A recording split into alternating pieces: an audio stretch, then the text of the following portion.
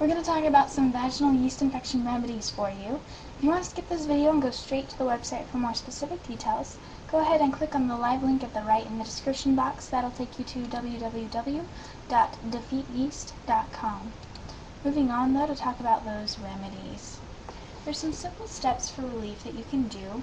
One is an iodine douche, and actually I apologize, this right here is kind of blocking that title, but anyway, it's an iodine douche.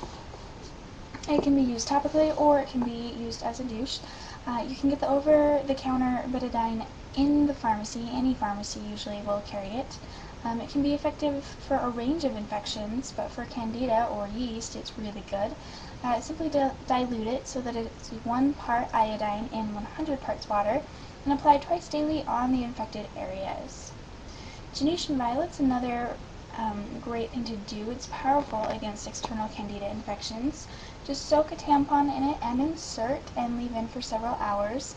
If you have a moderate or a severe case, you should continue to do this for 7 days. Moving on. A lot of people think that baking soda would relieve their symptoms, but do not use baking soda. It's false. That does not relieve symptoms. The pH of baking soda is about 8.0, so that will raise the pH of your vagina a little and therefore cause the candida to thrive. A lot of people don't know what pH means. I actually explain more of that on my website if you want to take a look. But basically your body's out of balance whenever you have a yeast infection or a candida infection. They're the same thing. And so you don't want to be at an 8.0, that's not good. Your pH level is out of whack already, so baking soda would just aggravate that. I also want to just take a special note here and let you know that these remedies will relieve your symptoms, but you will need to do more to be rid of yeast infections altogether. Candida, again another name for yeast in your body, is in your entire body, and you need to get to the root problem of your yeast infections. If you don't, you'll never be able to defeat yeast and get rid of yeast infections altogether. There are some ways that you can attack the root problem. Candida thrives off of sugary, fatty, and fried foods. There are a lot of different foods that it thrives off of, and there are also foods that smother the candida and can help you to get rid of it. So there's a lot more information about which foods you should and should not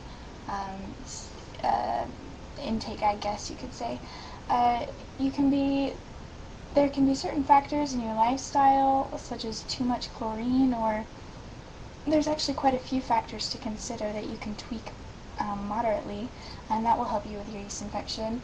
The main thing though is that your hormones need to be rebalanced, and there's some simple ways to do that, as well as several other factors that contribute to having yeast infections in your body. And there are some ways to actually get to the root problem, which you need to do, and you can find those ways at defeatyeast.com. This website is actually just a review website, and it reviews the different remedies that people use for yeast, and it talks about which ones actually get to the root problem and which ones don't. It talks about what you can expect to find from these different solutions and whatnot. So check it out, see what it can do for you. The website again is www.defeatyeast.com. Hopefully this helps you, and best of luck with your situation.